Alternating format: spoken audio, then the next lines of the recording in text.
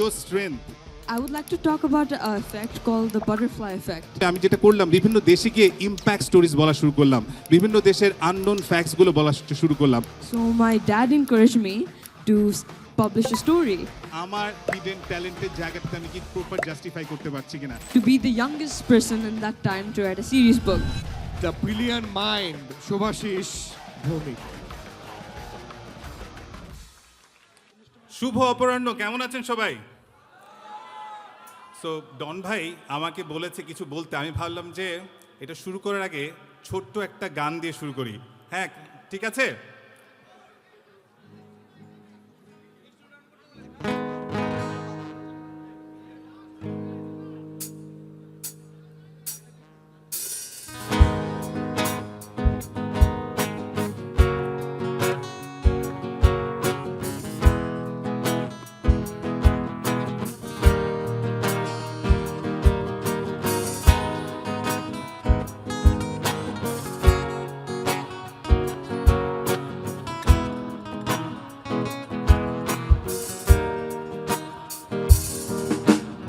আমি কি তোমায় খুব বিরক্ত করছি বলে দিতে পারতাম, হয়তো আমার কোনো প্রয়োজন নেই, কেন লেগে থাকি একটা কোনায়। আমি কি তোমায় খুব বিরক্ত করেছি বলে দিতে পারতাম, হয়তো আমার কোনো প্রয়োজন নেই, কেন লেগে থাকি একটা কোনায়।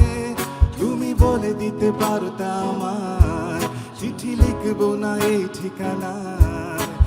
আমারও তো মন ভাঙে, চোখে জল আসে, আর অভিমান আমারও তো হয়, অভিমান আমারও তো হয়।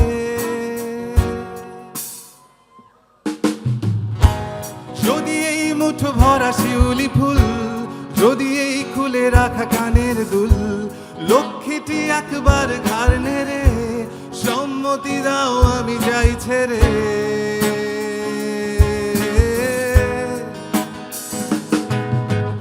আমি কি তোমায় খুব বিরক্ত করছি?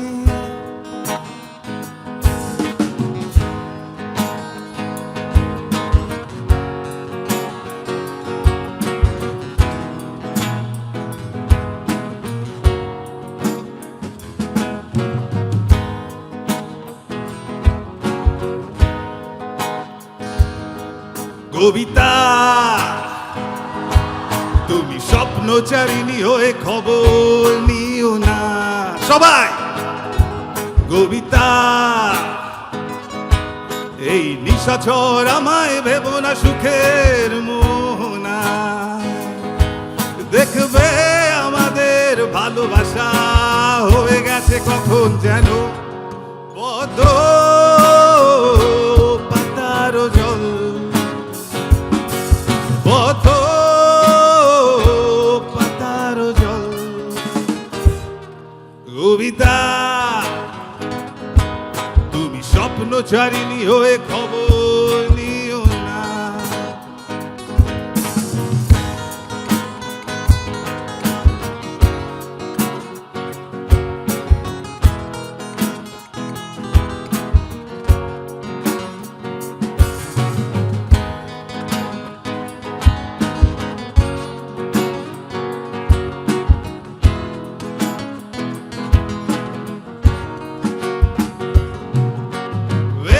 সিক্ত অশান্ত এই মন খুঁজে ফিরে মেটায় প্রয়োজন, যত দূর জানে ব্যাকুল হৃদয়, নীল বিষের বেহালায় মনের বাঁধন। দেখবে আমাদের ভালোবাসা হয়ে গেছে কখন যেন পদ্ম পাতার জল। সবাই পদ্ম পাতার জল। কবিতা,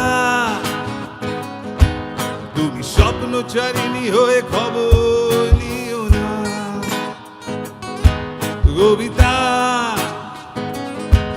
এই নিশাচর আমায় ভেবো না সুখের মোহনা। দেখবে আমাদের ভালোবাসা হয়ে গেছে কখন যেন সদ পাতার জল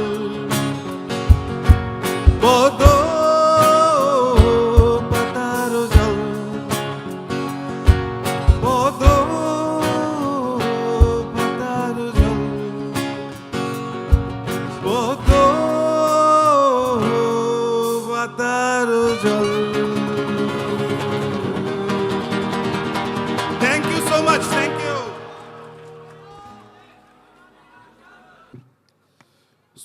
আবারও শুভ সন্ধ্যা। গান কি ঠিকঠাক ছিল? Thank you so much. আমার কাছে মনে হলো ব্রেকের পরে একটা আইস ব্রেকার দরকার, আইস ব্রেকারের জন্য এটা করেছি। সো বেসিকলি না, থ্যাংক ইউ সো মাচ। সময় নাই ভাইয়া, সময় নাই। নেমিসিস আছে, নেমিসিসে আপনাদের গান শোনাবে। আমি আসলে গান গাইতে আসিনি, বেসিকলি গল্প বলতে এসছি একটা। গল্পটা হচ্ছে এরকম যে আজকে রাইজ অ্যাবাভ অলের 9তম আসর। ইন্টারেস্টিং ব্যাপার হচ্ছে এই গল্পটাই বলবো যে গত 8টা আসরের মধ্যে 5টা আসরেই ডন ভাই আমাকে কিন্তু ইনভাইট করে নাই। 6ষ্ঠ আসরে আমি এই ইভেন্টটা এত ইনসাইটফুল হয় যে আমি নিজেই টিকিট কেটে ঠিক পিছের সারিতে বসেছিলাম। 7ম আসরে হয়তো আমার কাজ কিছুটা হলেও ইম্প্যাক্ট ফেলে, এজন্য হয়তো ডন ভাই বা ডন ভাই টিম হয়তো আমাকে ইনভাইট করে, কিন্তু আমার অবস্থান ছিল 2য় সারিতে। 8ম ইভেন্টে হয়তো আমার কাজের ইম্প্যাক্ট আরেকটু ভালো ছিল বলে আমার স্থান হয় 1ম সারিতে, আর 9ম ইভেন্টে এখানে। সো আমার কাছেও যখন মনে হলো যে আজকে টপিক কি সিলেক্ট করব, আমার মনে হলো টপিকটা পারফেক্ট হয় দ্য কারেজ টু বিগেইন। এবং কিভাবে সবাই তো অনেক গল্প বলেছে, আমি বলবো কিভাবে ওইখান থেকে এখানে পর্যন্ত এসেছি। হয়তো আগামী কোন ইভেন্টের ওইখানে যে বসে আছে তাকেও আমরা এখানে দেখতে পারবো। তো ভবিষ্যতের এই মানুষটার জন্য একটা জোরে তালি। Thank you. সো আমাদের আসলে শুরু হয়েছিল 2019-এ, যেভাবে আমরা গান গাইলাম।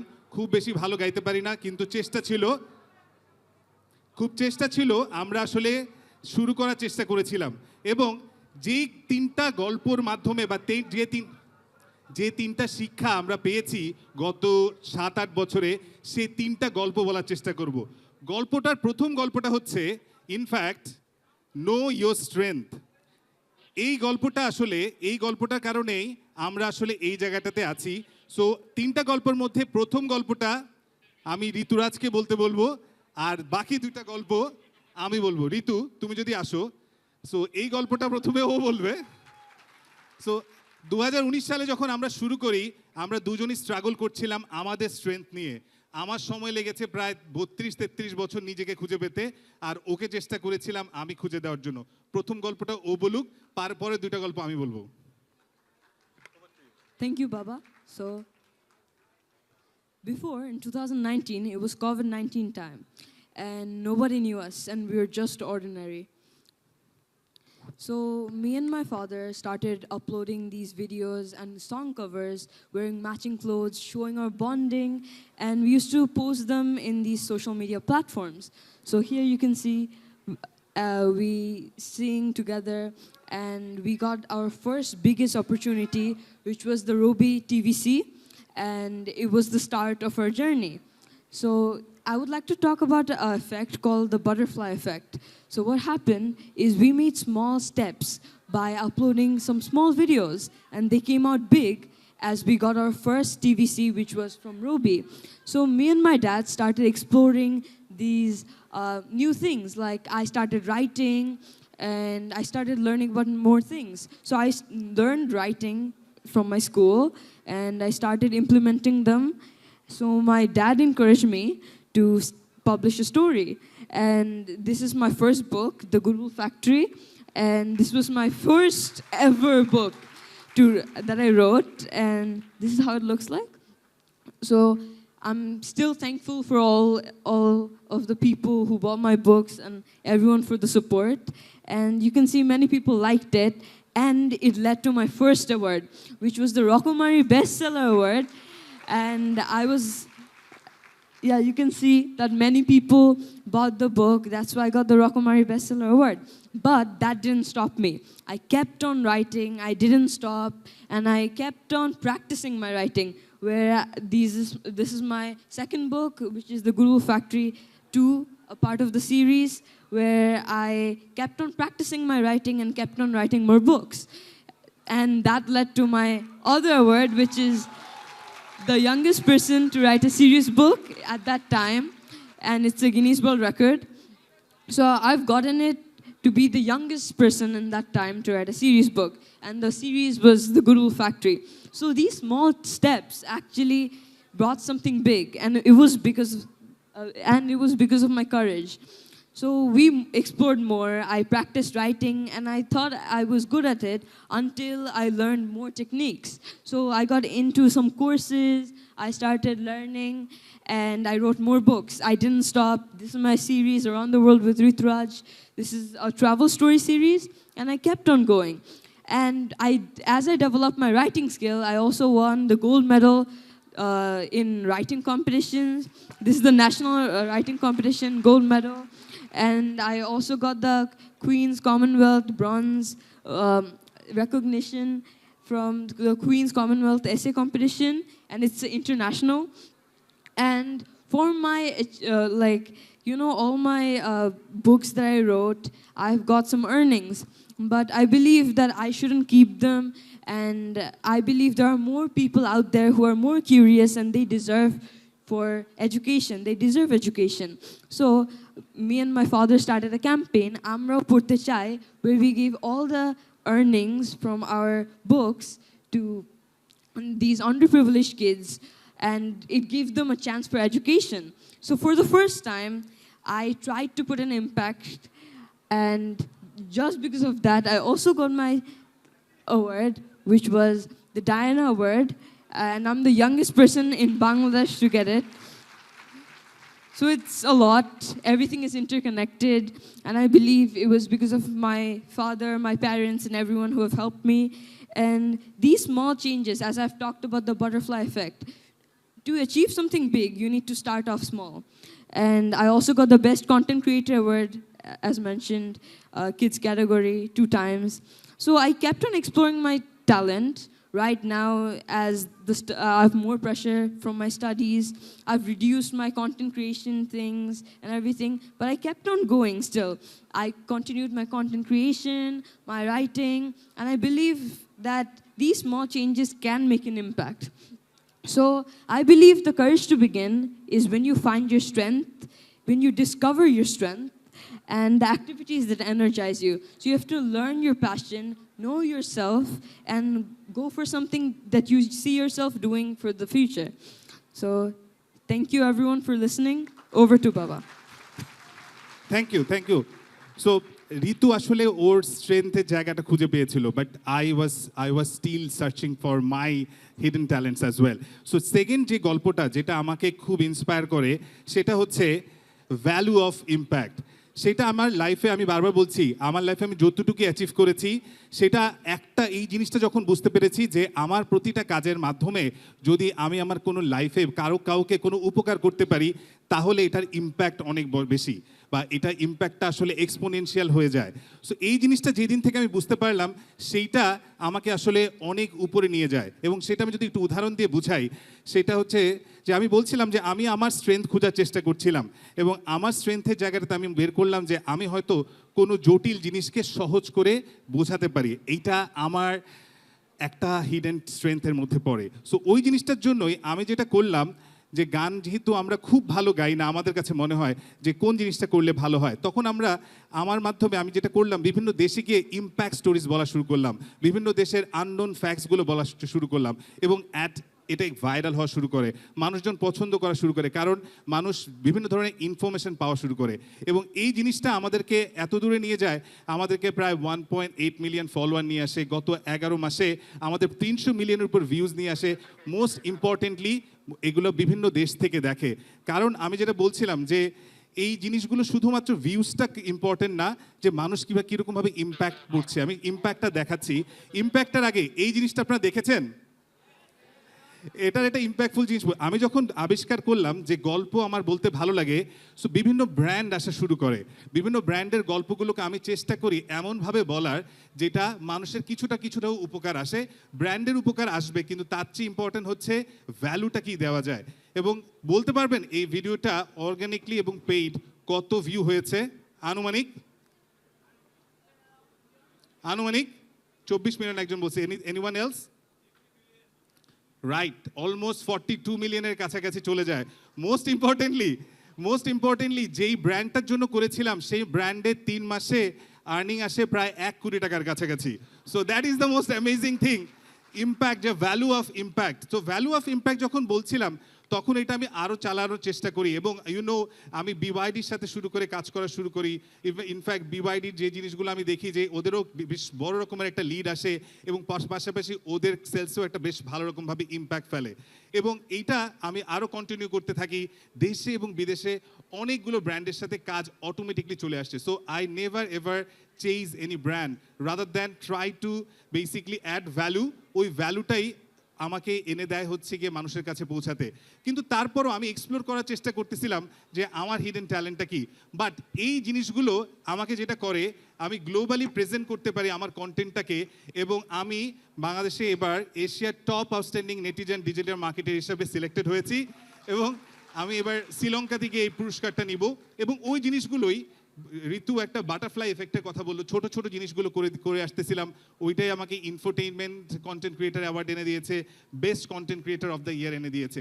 বাট আই কেপ্ট আস্কিং যে আমার হিডেন ট্যালেন্টের জায়গাটাতে আমি কি প্রপার জাস্টিফাই করতে পারছি কিনা।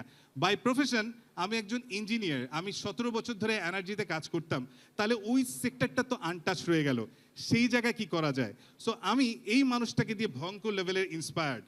এই মানুষটা একটা ইন্টারেস্টিং কাজ করে এবং আমি তাকে ওই ইন্টারেস্টিং কাজ থেকে ইন্সপায়ার্ড হয়ে আমি একটা ইন্টারেস্টিং কাজ শুরু করেছি। আপনারা কি জানেন যে টেসলা যতগুলো মার্কেটে গাড়ি ছাড়ে, টেসলার মার্কেটে যতগুলো গাড়ি চলে, এলন মাস্ক ঘুমায় ওটার থেকে টাকা পায়। কিভাবে? প্রত্যেকটা গাড়ির কোম্পানি গাড়ি বেশি দামে সেল করলে প্রফিট করলে লাভ হয়, কিন্তু টেসলার গাড়ি মার্কেটে যত চলে ও ঘুমায় টাকা পায়। কিভাবে? কার্বন ক্রেডিট দিয়ে। This is something amazing thing যেটা আবিষ্কার করে। জিনিসটা হচ্ছে এরকম, প্রতিটা ফসিল ফুয়েল গাড়ি রাস্তায় নামলে পরিবেশ দূষণ হয়, আর এই পরিবেশ যারা দূষণ করে তাদেরকে একটা পেনাল্টি দিতে হয়। সেই পেনাল্টিটা তারা পায় যারা পরিবেশ বাঁচায়। সো টেসলা যতগুলো গাড়ি নামায় সেটা আসলে পরিবেশ বাঁচায়। এছাড়া অন্যান্য কোম্পানি যতগুলো গাড়ি নামায় সেগুলো পরিবেশ ধ্বংস করে। So there is a transaction, সেই ট্রানজ্যাকশনটা কার্বন ক্রেডিট ট্রানজ্যাকশন বলে। সো এইটা আমাকে খুব ইন্টারেস্টিং একটা জিনিস শিক্ষা দেয় যে impact can be monetized. Do you understand? আমি বলেছিলাম ইম্প্যাক্টের কথা, কিন্তু ইম্প্যাক্টকে মনিটাইজ করা যায়। এই জিনিসটা যখন আসলো, আমি বলছিলাম আমি 17 বছর ধরে এনার্জি সেক্টরে কাজ করি। সো আমি একটা ইন্টারেস্টিং সেক্টরে ঢুকি, যেই সেক্টরটা হচ্ছে ক্লিন কুকিং। পৃথিবী সৃষ্টির পর থেকে এখন পর্যন্ত মানুষ একটা সমস্যা ঠিকভাবে সমাধান করতে পারে নাই, সেটা হচ্ছে রান্নার জ্বালানি। এবং রান্নার জ্বালানির জন্য মানুষ অনেক কিছু ইউজ করে, আপনি গ্রামেগঞ্জে কাঠখড়ি থেকে শুরু করে সব কিছু। কিন্তু পৃথিবীর প্রায় এখনও 50% মানুষ কাঠখড়ি দিয়ে রান্না করে। সো যেহেতু আমি ওই লোকটাকে দিয়ে ইন্সপায়ার্ড, আমি একটা ইন্টারেস্টিং কাজ করেছি। এই যে ধোঁয়াটা হয়, এই কাঠখড়ি দিয়ে ধোঁয়াটা হয়, এইটার অ্যাগেনিস্টে নতুন কি টেকনোলজি আনা যায় সেটার জন্য আমি ক্লিন কুকিং সেক্টর নিয়ে কাজ শুরু করি। এবং আমরা এমন একটা চুলা লঞ্চ করি, এই যে ইলেকট্রিক চুলা, যেই চুলাটা দিয়ে রান্না করলে টাকা পাওয়া যায়। আমি কিন্তু আবারও বলতেছি, এই চুলাটা দিয়ে রান্না করলে উল্টো টাকা পাওয়া যায়। কিভাবে? আমি বুঝিয়ে বলতেছি। This is all because of carbon money. Carbon money কিভাবে কাজ করে আমি যদি একটা ইন্টারেস্টিং ইয়ে দিয়ে বুঝাই। কার্বন মানিটা কাজ করে, এটা হচ্ছে একটা ইলেকট্রিক চুলা যার মধ্যে আইওটি লাগানো আছে। It can track your cooking behaviour, it can track your cooking time, এবং এটা আপনি অ্যাপ দিয়েও দেখতে পারবেন। আমরা সেই ডাটাটাকে অ্যানালাইজ করে আমাদের সার্ভারে আনি। সেই সার্ভারকে আমরা এটাকে গোল্ড স্ট্যান্ডার্ড একটা গ্লোবাল বডি যারা এটাকে ভেরিফাই করে দেয়, এটা ভেরিফাই করে। সেই ভেরিফাই করার পরে এই ডাটাটাকে, যে কার্বন যে ক্রেডিট, এই ট্রানজ্যাকশনটাকে আমরা গ্লোবালি এনার্জি বা বিভিন্ন এনার্জি বায়ারের কাছে সেল করতে পারি। সেই সেলের টাকাটা আমরা খুঁজে পাই, আমরা সেখান থেকে এনে কাস্টমার কাছে ফেরত দেই। তার মানে যারা আমাদের চুলা, যেসব গ্রামে যেসব মহিলা আমাদের কাঠখড়ি চুলা ব্যবহার করে, তারা যদি আমাদের চুলা ব্যবহার করে উল্টো মাস শেষে আমাদের থেকে টাকা পায়। আমরা চেষ্টা করেছি থ্যাঙ্কসলেস জবকে থ্যাঙ্কস গিভিং জবে পরিণত করার জন্য। হ্যাঁ, কারণ আমার কাছে মনে হয়েছে মহিলারা সবসময় রান্নাটা এতটা বেশি অবহেলিত, সবসময় মনে হয় এটা মহিলাদের রান্না, এটার জন্য কখনো কোনো কেউ টাকা পায় নাই। সো ওই কার্বন ক্রেডিটের মানিটা আমরা চেষ্টা করেছি এটা দেওয়ার জন্য। অ্যান্ড এভরিডে আপনি অ্যাপে দেখতে পারবেন কত টাকা রান্না করছেন, এলপিজির সাথে আপনার সেভিংস কত, ইলেকট্রিসিটি কস্ট কত আছে, everything you can monitor. And এইটার জন্য আমি আবারও বলতেছিলাম ইম্প্যাক্ট ক্যান বি মনিটাইজ। আমি হিডেন ট্যালেন্টের কথা বলতেছিলাম। এই ছোট ছোট ছোট ছোট এফেক্ট দিয়ে আমরা এই কাজের জন্য ইউনিভার্সিটি অফ বার্কলি আমাদেরকে এন্ডোর্স করে এবং এবছর আমরা 200 কোটি টাকা রেজ করি। হ্যাঁ, সো ছোট্ট জিনিস, গত 5 বছর ধরে রেস্টলেস কাজ করেছি আমরা এই কার্বন ক্রেডিটের জায়গাটাকে সেট করার জন্য, কিন্তু এটা সেট হয়ে গেছে just because we started it and চেষ্টা করেছি কি ইম্প্যাক্ট কীভাবে মনিটাইজ করা যায়। থার্ড গল্প, এক্সকিউজ মি, থার্ড গল্প হচ্ছে আমার কাছে সবসময় মনে হয়েছে নিজের কমফোর্ট জোন থেকে যত না এক্সিট যদি না হই তাহলে সবসময় আটকে থাকতে হবে। যদি আমি বললাম ওইখান থেকে এখানে আসতে হয় তাহলে অবশ্যই কমফোর্ট জোন থেকে এক্সিট হতে হবে। এবং আমাদের সবসময় মনে হয় আমাদের ভিতরের একটা সত্তা আমাদেরকে টেনে ধরে রাখে সবসময়, কখনোই বেরোতে দেয় না যে থাক আরাম তো করতেছি, দরকার কি এত প্যারা নেওয়ার, দরকার কি লাইফে এত প্যারা নেওয়া লাভ কি, সেটা আপনাকে ধরে রাখবে। কিন্তু কোনো কিছু অ্যাচিভ করতে হলে নিজের কমফোর্ট জোন ভাঙতে হবেই। সেইটার জন্য আমি একটা ইন্টারেস্টিং ফর্মুলা ফলো করি, যেটা আমি আপনাকে বলতে পারি। আমি প্রতি বছর ডিসেম্বরের 31 তারিখ অথবা জানুয়ারির 1 তারিখ নিজেকে 12টা টাস্ক দিই যে আমি এটা করব। বিশ্বাস করুন ক্রেজি কিছু জিনিস, কোনোটাই আমার কোনো সাথে কোনো মানে জানি না যে এটা হতে পারে।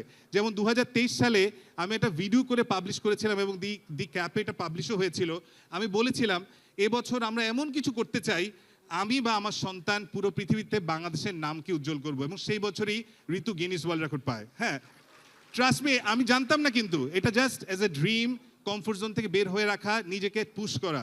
তারপরের বছরে আমি আবারও 24 সালের জন্য নেই যে আমি বিভিন্ন দেশে যাব কার্বন ক্রেডিট নিয়ে। এখানে আমি বলেছিলাম যে কার্বন ক্রেডিট নিয়ে কিছু একটা করতে চাই, কার্বন ক্রেডিটের 2024 সালে বলেছিলাম, কিন্তু এটা তখনও হয় নাই। আমি বলেছিলাম ঋতু 3য় এবং 4র্থ বই ছাপানোর জন্য ওকে এনকারেজ করব, ব্যবস্থা করব, এবং সেই বছর এটা ছাপানো হয়।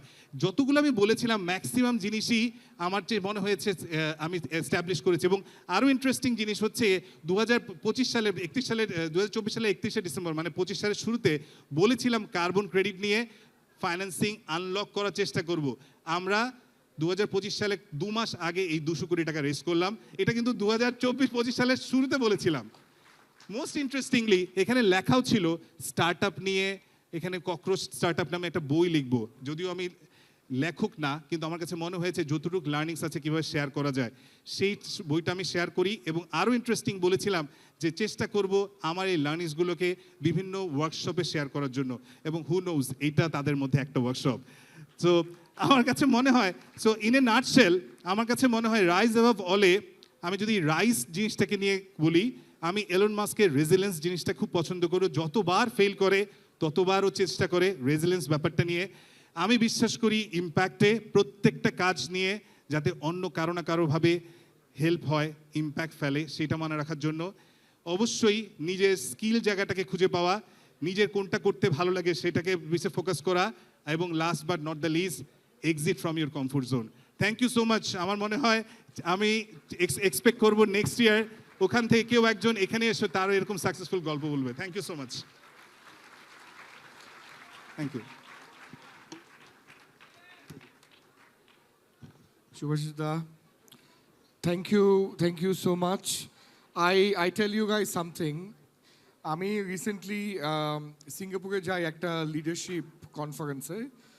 It was all expense paid. হ্যাঁ, why I could go there is because বলে না যে who you know makes your life, your network is your net worth. So he actually nominated me.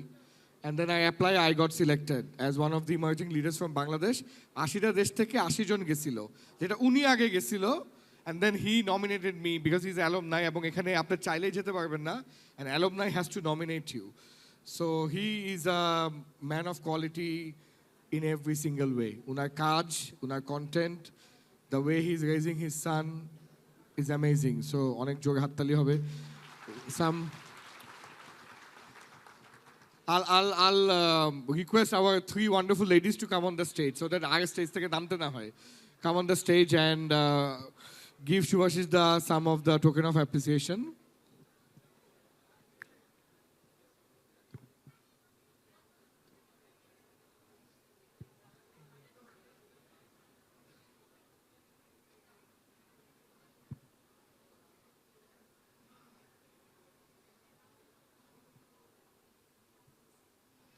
Please.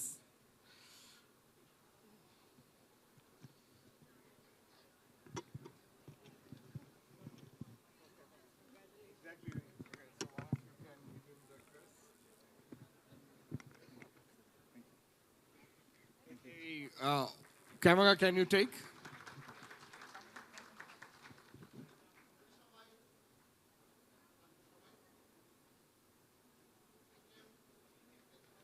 And a lot of gifts for you guys. Thank you so much. Thank you. Thank you. so much. Thank you.